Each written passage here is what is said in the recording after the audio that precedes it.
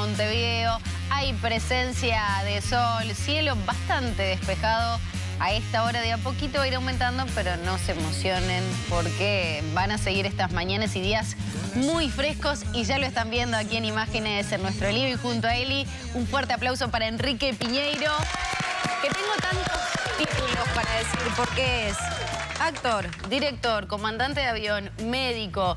Trabaja desde hace muchísimos años con una fundación con ayuda humanitaria a lo largo y ancho del mundo prácticamente, con miles y miles de horas de vuelo. Además es investigador de accidentes aéreos, así que tenemos mucho para hablar y poco tiempo. Enrique va a estar el próximo 20 de julio en el Auditorio Nacional del Sodre a partir de las 20 y 30 horas, presentando por primera vez este espectáculo a modo de stand-up que seguramente nos haga reír y reflexionar. Volar es humano, aterrizar es divino. Bienvenido, Enrique. Bienvenido, bienvenido a la mañana en casa. Pero antes queremos compartir una presentación que la producción armó al estilo de la mañana en casa para vos. Mirá, vamos a compartirla. El domingo 9 de diciembre de 1956, el matrimonio Piñeiro Roca se encontraba de paso por Génova cuando le dio por nacer a Enrique, el primero de sus 4 hijos, que pese a ser italiano, es argentino. Creció en Vicente López, viendo desde el jardín los aviones que se aproximaban para aterrizar en Aeroparque y decidió que sería piloto, para lo cual convirtió el descanso de la escalera de su casa en una cabina de avión.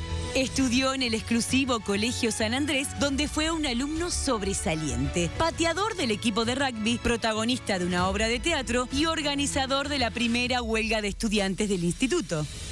Este último lo dejó fuera del viaje de egresados, por lo que tomó la mochila y se fue a hacer trabajo social al norte, de donde volvió para seguir la carrera de medicina en paralelo con la de piloto comercial.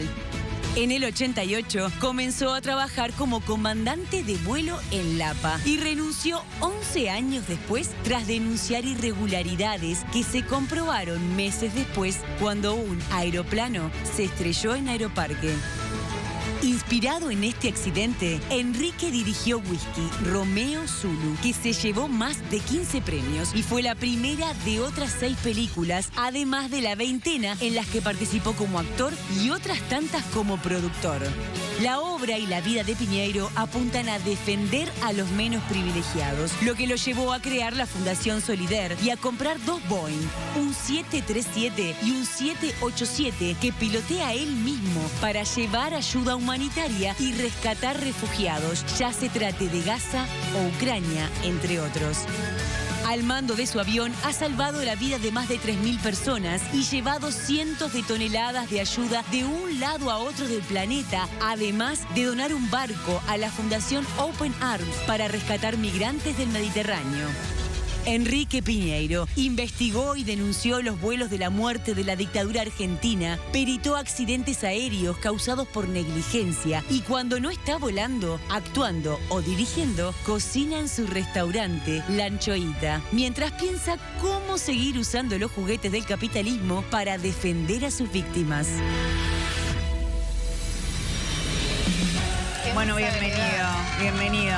Me gusta eso de que pensaste, ahí está, el aplauso de toda la gente que está acá en el piso. Me gustó eso dijiste, bueno, más o menos bueno, excelente alumno, pero sí el que hizo la primera huelga. Eso sí. Bueno, eso habla mucho de vos a lo largo de la vida, ¿no? La dictadura argentina, cómo colaboraste. Porque hay tanto que vimos recién ahí, pero me parece que este puede ser un disparador para empezar esta entrevista, ¿no? Fuiste colaborador y sobre todo investigaste los vuelos de la muerte. Hiciste que por lo menos se llevara a juicio un montón de personas. Que después, bueno, habrá que ver la justicia cómo lo resuelve, pero... No, dictaron sentencia. 2 de ellos, de hecho, murieron en la cárcel. Había más. Pero fue muy raro porque me vino a ver Miriam Lewin y me trajo un fajo de registros técnicos de vuelo. Me dice, mira, nadie los quiere analizar, no sé qué pasa, ¿no puedes mirar esto? Y empiezo a mirar y digo, pará, ¿qué es esto? O sea, vuelos totalmente incongruentes. O sea, igualmente cosas que si no sos técnico en la materia, Bueno, difícil que se puedan sí, entender. porque te ponían Aeroparque Punta de Indio 4 horas, un avión que escasamente tenía 4 horas de autonomía. Claro. Y vos decís, un vuelo de 40 minutos, eran turbohélices lentos, pero vos decís, no puede ser. Y empezás a mirar, empecé a comparar con el libro de Silingo, eran todos vuelos de miércoles Y de sábados. Los horarios coincidían con las declaraciones de los testigos. Empecé a hacer una vueltita sobre la causa y la verdad que cerraba todo. Digo, esto es... Claro, todo empezaba a tener sentido. Horarios de gente desaparecida, las monjas. Sí, el mismo día a las 18 horas las vieron en la ESMA, el vuelo salió 19:30, una cosa así. Era todo muy inquietante y lo más inquietante era ver los nombres en esos registros técnicos. Bueno, por la gente con la que yo había volado. Claro. La gente con la que yo había jugado al vóley en una posta en Córdoba. ¿Viste? Era como... Dios más o mío. menos todos, me imagino, de la misma edad, ¿no? No, un poco más grandes eran. ¿Vos tenías 20 cuando arrancó? ¿19, 20 o arrancó la dictadura? Yo tenía 16. Pero gente 18, joven, gente joven, ¿no? Que quizás... Era así, eran tipos de 30 y pico, ponele, Claro. en esa época. Por eso lo movilizante también de la situación. No, además, tipos con los que volaste en la línea aérea, que compañeros tuyos, o sea... Ahora, Enrique, eso marca, digo, desde tu infancia, que lo veíamos así en esa crónica que armaban un poco, ¿no?, a modo biográfico de tu vida. Desde niño sabías que querías ser piloto, pero también tu sentido humanitario siempre estuvo presente a lo largo de la vida, por lo menos por lo que entiendo. Esta cuestión vinculada a la primera huelga que organizás, el sentido de poder investigar ese lado de la dictadura que fue horroroso, tremendo y negro en la historia de Argentina y de toda Latinoamérica, ¿no? Porque también involucró al Uruguay. Sí. Pero si seguimos con ese hilo conductor, al día de hoy, vos has decidido invertir tu capital en comprar aviones para ayudar a la gente. No de repente estar tirado en una isla, como has dicho, sino poder colaborar con esta ONG. Sí, bueno, de hecho la creamos, la ONG es... De hecho la financiamos 100% porque no recibe donaciones, ni privadas ni públicas. ¿Por elección? Sí, porque entonces, viste, Claro. como... Sabemos que la plata viene de acá y punto. Se terminó la Nadie historia. Acá está la lavando nada. declaración de impuestos. Está acá. Finish. Porque viste que lamentablemente con las ONG hay mucha movida Turbia. turbia o superficial, o el narcisismo solidario, ¿viste? Sí, eso que las empresas quieren mostrarse solidarias, Tal cual, y pero hace el necesitan mostrar su videíto nombre. y ponen $1000. Claro. Por eso, para cortar por lo sano. Sí, lo que pasa es que, digamos, en un sistema como el capitalista que te permite acumular hasta el infinito, nadie te pone un límite. Los países nórdicos tienen una estructura productiva más capitalista, pero impositiva más socialista. Llega un punto que si ganas más, ganas menos. O sea, vos ganas 950.000 y te quedas con 500.000 en la mano. Ganás 1 millón y te quedas con 480. Llega un punto que es un disuasivo para que acumules, porque ¿cuánta plata? ¿Para qué qué podés hacer con...? La plata sirve para comprar tiempo y despreocupación por el dinero, que en general no lo compra nadie porque no tienen tiempo y están ocupados haciendo más dinero. Después sirve, obviamente, techo, nutrición, salud y educación. Eso no se discute, pero eso debería ser un derecho por el solo hecho de nacer.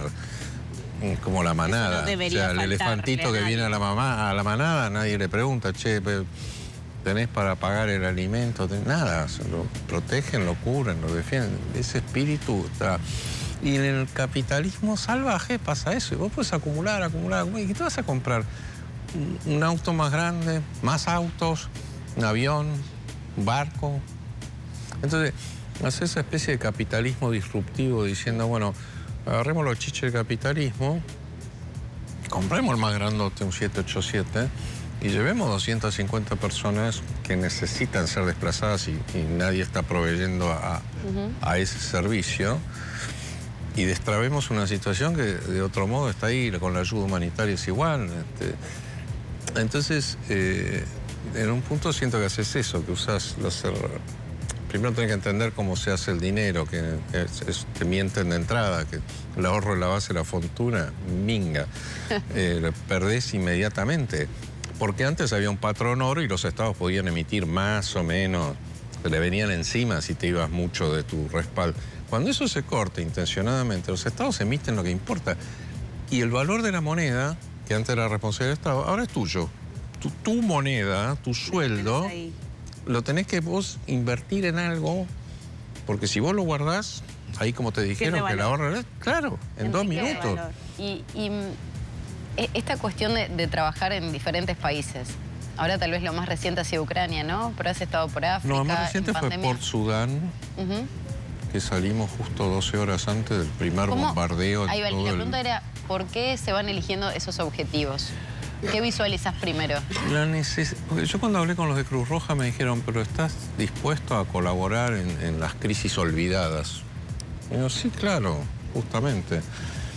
Y Sudán es una de ellas, Etiopía es otra. Los focos de migración marítima en el mundo son 15, 16. El Mediterráneo ni siquiera es el más grave. El más grave está en Yemen, pero ahí no pueden ir nada. No puedes entrar. No, te bajan de un ondazo enseguida. Pero en el Mediterráneo se mueren de 5 a 9 personas todos los días. Y todo esto con la hipocresía europea que no hacen nada. Y ellos son los responsables de este desastre en el África, porque en el año 36 todo África era una colonia europea. Y ellos fueron inmigrantes ilegales en el África durante siglos. Y no llegaron con pateras, llegaron con cañoneras.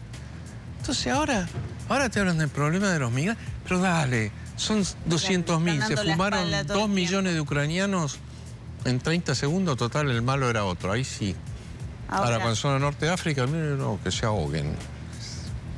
Antes de comenzar me decías que estás constantemente volando, ¿no? Yo te preguntaba si seguías ejerciendo y sos vos el que viaja a todos lados y se involucra directamente con estas situaciones. Sí. ¿Qué nos puedes decir del mundo actual?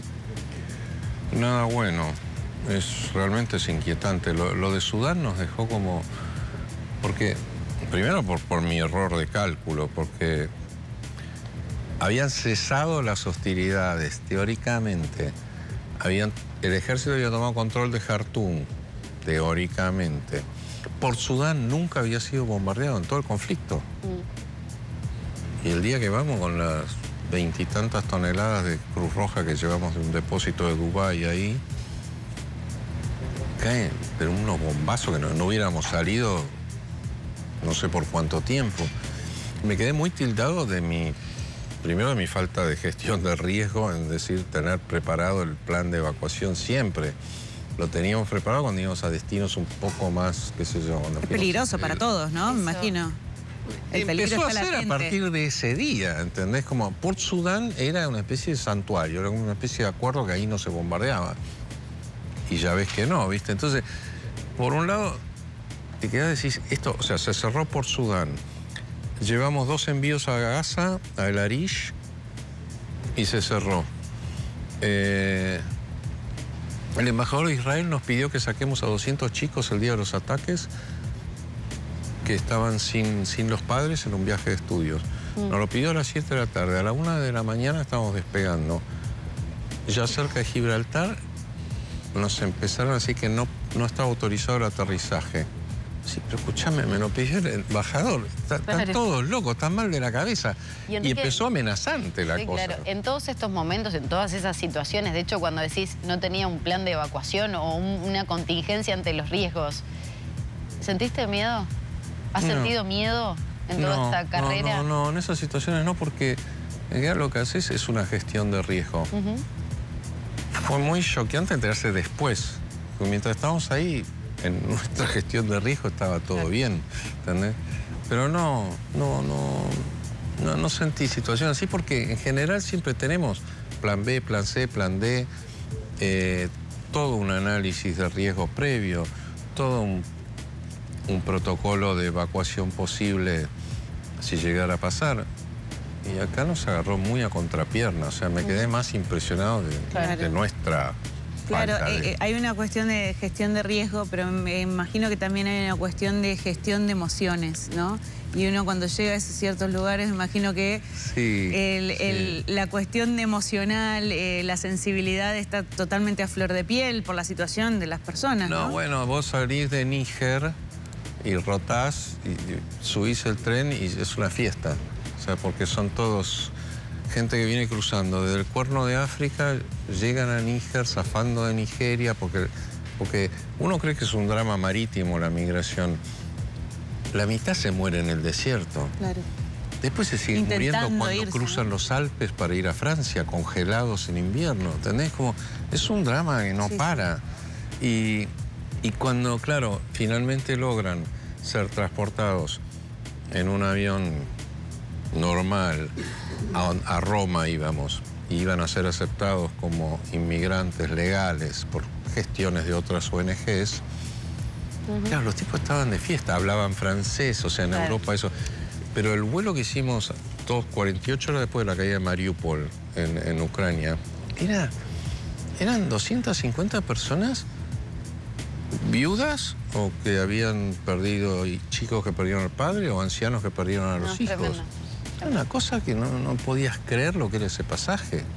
Y cuando bajamos en Barcelona, había una mujer que estaba consolando a un niño de 12 años, pero el niño, digamos, físicamente no sucedía la contención, porque el niño era casi más grande que ella. Y entonces yo me acerco, estaba el niño llorando, y digo, como saber si podía hacer algo. Y ahí se quiebra ella, se pone a llorar a mares. Y lo veo al de 4 años. La mirada de desconcierto que tenía ese chico. Porque claro, estaban en Barcelona, se habían ido de su casa, que no se querían ir, en un lugar que no hablaban el idioma, sus destrezas laborales no estaban validadas. Y el chiquirín de 4 años que miraba para arriba como diciendo, pero esto es lo que me contienen a mí, ¿qué hacen en este estado? ¿Entendés? Como fue muy choqueante. Hola, Enrique, has tenido una frase muy interesante que imagino que es parte del espectáculo a modo de reflexión, ¿no? Que si nos manejáramos como los aviones, este mundo sería mucho más amable. Sí. ¿Por qué? Y ya aprovecho a hablar un poquito del espectáculo también. Primero, porque en aviación no nos confiamos en la memoria, no premiamos a los que tienen más memoria como hacen en la escuela.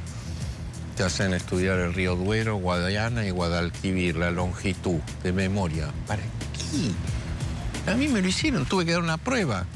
Y después me pasé el resto de mi vida tratando de encajar esa información en alguna conversación y al día de hoy no lo logro porque no le interesa a nadie, ¿entendés? Entonces hacemos listas de chequeo, cero memoria. Solucionamos los problemas, o sea, como sea, no saquen todo de la mesa y hagan de memoria. No, llámalo a tu tío si tu tío arregla este problema. Usa todos los recursos para... No penalizamos los errores. Sabemos que los errores son parte de la conducta humana. Nadie se enoja con nadie porque se equivoca. Porque yo me equivoco hoy, mañana se equivoca el copiloto y traspasado me equivoco yo y dentro de un rato él y dentro de un rato de vuelta yo. ¿Qué voy a estar diciéndole, pero animal? No existe eso. Que sí existe en las cocinas, por ejemplo, o en muchos ámbitos laborales. Incluso en muchos ámbitos penales está la figura de negligencia.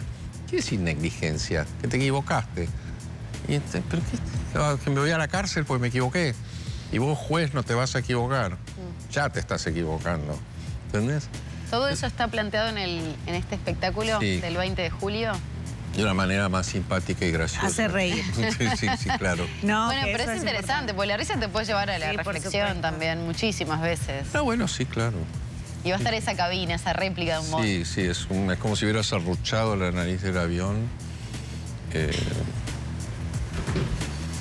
Y estamos ahí adentro y se reproduce un accidente de Avianca del año 90 y pico en Nueva York, que se quedaron sin combustible.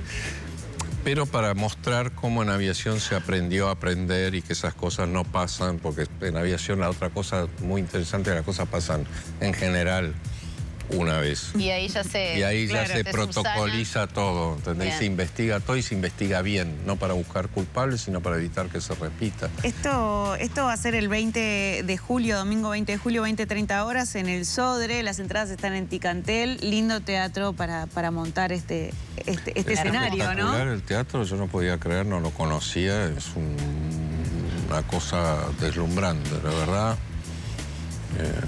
Es un auditorio muy lindo. No, es impresionante. Y con mucha concurrencia de público cada vez que hay un espectáculo. Y además entramos con él, porque nuestro problema es que tenemos muchas proyecciones laterales. Hay teatros que no entramos. Acá quedamos chiquitos. Ahí estamos viendo imágenes y si quieren volver a verlo, escucharlo, por supuesto, y escuchar estas historias y reírse, divertirse, los invitamos a todos, ¿no? Que vayan al Sodre el 20 de julio. Sí. Por favor, es gigante, está lleno de butacas. Tiene más butacas que uruguayos. Es la primera vez que vas a estar con este espectáculo, ¿no? Sí. Divino. Bueno, todos invitados a compartir este momento de reflexión, de charlas, de risas con Enrique Piñeiro. Reiteramos, 20 de julio en el Auditorio Nacional del Sodre, 20 y 30 horas. Muchas gracias. Muchas gracias por estar con nosotros. Y ahora vienen 3 chicas que cantan y tocan la guitarra. Espectacular. Como los dioses, no sé si me enseñaron el rasguido. Estoy practicándolo, pero...